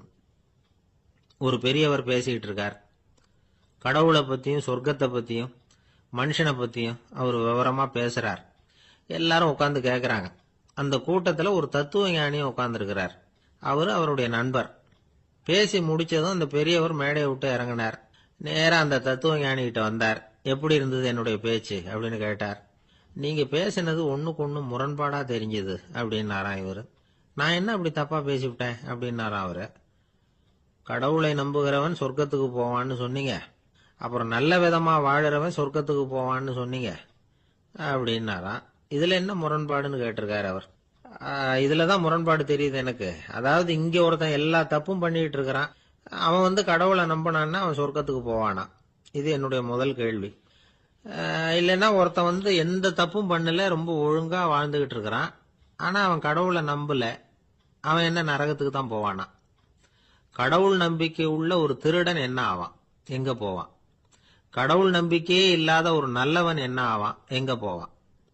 ஒருத்தன் இங்க கடவுள் நம்பிக்கையோட வாழறது முக்கியமா அல்லது நல்லவனா வாழறது முக்கியமா, இதுதான் இவர் கேட்ட கேள்வி. இதை கேட்டதும் அந்த பெரியவர் குழம்பி போயிட்டார். அவர் சொன்னது நியாயம் தானே. கடவுளை நம்புறவன் தான் சொர்க்கத்துக்கு போவான்னா பேசாம கடவுளை நம்பிக்கிட்டு இந்த உலகத்துல எல்லா தப்பும் பண்ணிட்டு இருக்கலாமே. பேச்சாளர் குழப்பத்தோட வீட்டுக்கு போனார். படுத்து தூங்கினாரு. ஒரு கனவு வந்தது. கனவுல அவர் ஒரு ரயில்ல வேகமா போயிட்டு இருக்கிறார்.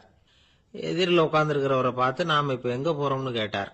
சொர்க்கத்துக்கு போயிட்டு இருக்கிறோம் அப்படின்னாங்களாம். ரயில் போய் நின்றுது. இவர் இறங்கினார். இங்கே கௌதம புத்தர் இருப்பார், சாக்ரட்டிஸ் இருப்பார், அவங்கள பார்க்கறதுக்கு ஒரு நல்ல வாய்ப்பு அப்படின்னு நினைச்சுக்கிட்டே அங்கேயும் இங்கேயும் பார்த்தார். அங்கே யாருமே இல்லை. ஒரே பாலைவனம் மாதிரி இருக்குது. பச்சை இல்லை, பசுமை இல்லை, பூக்கள் இல்லை, மரம்லாம் மொட்டையா நிற்குது. எலும்பும் தோலுமா சில முனிவர்கள் அங்கேயும் இங்கேயுமா உட்காந்துருக்குறாங்க. இவர் அவங்க கிட்ட போய் இந்த புத்தர், சாக்ரட்டிஸ் இவங்கெல்லாம் எங்க இருக்கிறாங்கன்னு கேட்டாராம். அப்படி யாரும் இங்க இல்லையே, அவங்கெல்லாம் யாரு அப்படின்னு திருப்பி கேட்டிருக்கிறாங்க. இவருக்கு அதிர்ச்சியா போச்சு. அப்படின்னா அவங்க எங்க போயிருப்பாங்க? உடனே ரயில் நிலையத்துக்கு ஓடி வந்தார். அப்பதான் நரகத்துக்கு ஒரு ரயில் புறப்பட்டுக்கிட்டு இருந்தது அங்கிருந்து. அதுல ஏறி உட்கார்ந்தார். ரயில் வேகமா போச்சு. நரகம் நெருங்க நெருங்க காற்று குளிர்ச்சியா வீச ஆரம்பிச்சுதான். வெளியில பசுமையா இருந்துதான். அழகான மலர்கள், அழகான நீர்நிலைகள், நந்தவனங்கள், ரொம்ப அருமையா இருக்குது. ரொம்ப அங்க இருந்தவங்க எல்லாம் ரொம்ப மகிழ்ச்சியா உல்லாசமா வேற இருந்திருக்கிறாங்க. எங்க பார்த்தாலும் ஆடல் பாடல் உற்சாகம். இவர் ரயில விட்டு இறங்கினார். அவருக்கு சந்தேகம், இதுவா நரகம் அப்படின்னு விசாரிச்சிருக்கார். ஆமா, இதுதான் நரகம் நாங்களாம். எனக்கு ஒரு சந்தேகம் இருக்காரு, என்னன்னு கேட்டிருக்காங்க. கௌதம புத்தரும் சாக்ரட்டிஸும் லாவோஸும் இவங்க மாதிரி இன்னும் பல பேரும் கடவுள் நம்பிக்கை இல்லாதவங்க, அவங்க எல்லாம் இங்க இருக்கிறாங்களா அப்படிங்கறது தான் என்னுடைய சந்தேகம் அப்படின்னாரா. இப்ப அவங்க சொல்லியிருக்கிறாங்க, இப்ப நீங்க பாக்குறீங்களே பசுமையும் பச்சை பயிர்களும் ஆடல் பாடல்களும் அழகிய மலர்களும், இது எல்லாமே கௌதம புத்தரும் சாக்ரட்டிஸும் அது மாதிரி மகான்களும் இங்க வர ஆரம்பிச்ச பிறகுதான் உண்டாக ஆரம்பிச்சது. இந்த பிரதேசத்தை அவங்க அப்படியே மாத்திவிட்டாங்க. இப்போலாம் இங்க இருக்கிறவங்க யாரும் சொர்க்கத்துக்கு போறதுக்கே ஆசைப்படுறது இல்ல அப்படின்னாங்களாம். இந்த அதிர்ச்சியிலேயே அந்த பெரியவர் கனவு கலைஞ்சி முடிச்சுக்கிட்டார். இதுல இருக்கிற கருத்து என்னன்னா, நல்லவர்கள் எங்க இருக்கிறாங்களோ அந்த இடத்துக்கு பேர் தான் சொர்க்கம்.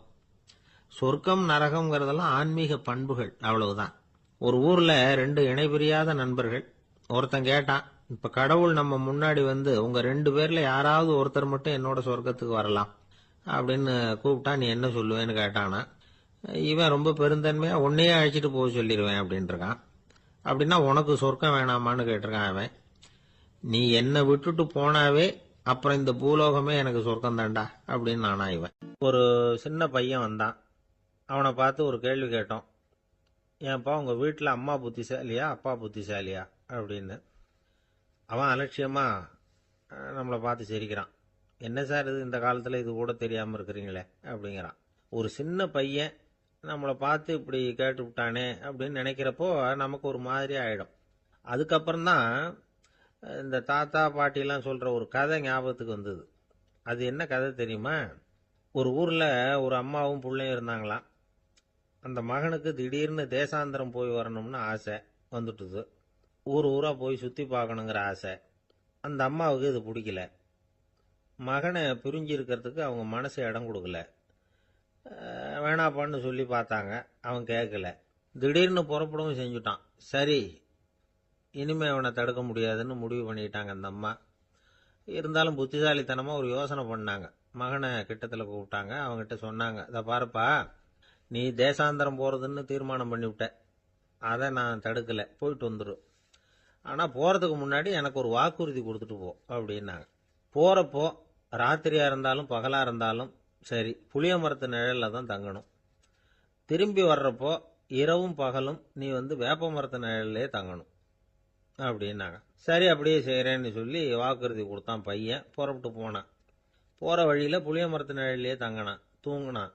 அப்படி போய்கிட்டே இருந்தான். 7வது நாள் அவன் உடம்பு சுகமில்லாம போயிட்டுது. ரொம்பவும் பலவீனம் ஆயிட்டான். இனிமே நடக்க முடியாதுங்கிற நிலைமை வந்துட்டுது. யோசிச்சு பார்த்தான். சரி, இதுக்கு மேல போக வேண்டாம் அப்படின்னு முடிவு பண்ணிட்டு திரும்பி வர ஆரம்பிச்சுட்டான். திரும்பி வர்றப்போ வழியில வேப்ப மரத்து நிழலையே தங்கி தங்கி வந்தான். நாளுக்கு நாள் உடம்பு சரியா வந்துட்டுது. 7வது நாள் வீட்டுக்கு சேர்றான். உடம்பு பழையபடியே கலகலப்பாயிட்டுது. பூர்ண சுகம். தேசாந்திரம் போன பையன் திரும்பி வந்துட்டானே அப்படின்னு அந்த அம்மா ஆச்சரியப்படலை. ஏன்னா அவங்களுக்கு தெரியும் இப்படி ஆகும்னு. பையன் சீக்கிரமா திரும்பி வரணுங்கிறதுக்காகத்தான் அவங்க அந்த யோசனையை சொன்னாங்க. என்ன விஷயம்ங்கிறதையும் அவங்களே சொன்னாங்க. மகனே, புளிய மரத்து நிழல் உடம்புக்கு உஷ்ணத்தை கொடுக்கும், சீக்கம் உண்டாக்கும். அதனால நீ தொடர்ந்து புளிய மரத்து நிழல்ல தங்கினாவே நோய்க்கு ஆளாயிட்ட. அதனால பயணத்தை முடிச்சுக்கிட்டு திரும்பி வரணுங்கிற முடிவுக்கு வந்துட்ட. திரும்பி வர்றப்போ நீ தங்கினது வேப்ப மரத்து நிழல், அது உடம்புக்கு வந்து குளிர்ச்சியை தரக்கூடியது, நோயை தீர்க்கக்கூடியது. அதனால சுகமாக வீட்டுக்கு வந்து சேர்ந்துட்டேன். உன்னோட தேசாந்திர பயணத்தை தடுக்கிறதுக்காக தான் இப்படி பண்ணினேன் அப்படின்னாங்களாம் அந்த அம்மா.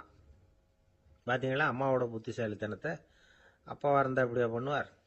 ஒரு அப்பா வந்து பையன்கிட்ட 10 ரூபா கொடுத்து இதை எடுத்துக்கிட்டு அடுத்த ஊருக்கு போய் அங்கே இருக்கிற மாமா கிட்ட இதை கொடுத்துட்டு வாடா, வழியில் எங்கேயாவது மரத்தடியில் படுத்து தூங்கி விடாதே அப்படின்னு எச்சரிக்கை பண்ணி அனுப்புனாராம். பையனுக்கு எச்சரிக்கையாக வாழறது எப்படிங்கிறத கற்றுக் கொடுக்கறதுக்காக இப்படி பண்ணார். அவன் பணத்தை வாங்கிட்டு போனான். அப்பா சொன்னதை மறந்துட்டு ஒரு மரத்தடியில் படுத்து தூங்கிட்டான். அவனுக்கு தெரியாமல் அவன் பின்னாடியே போன அப்பா அவன் கையில் இருந்த அந்த 10 ரூபாயை நைஸா எடுத்துட்டு வந்துட்டார். அவன் பையில தானே வச்சிருந்தான், அது தெரியாமல் எடுத்துட்டு வந்துட்டார். அவன் தூங்கிட்டு இருக்கான். எடுத்துட்டு ஒரு மறுபடியும் வீட்டுக்கு வந்துட்டார். பையன் முழிச்சுக்கிட்டு பைய தடவி பார்க்கறான், பணத்தை காணும். அழுதுகிட்டே திரும்பி வந்தான். அப்பா கிட்ட விஷயத்த சொன்னான்.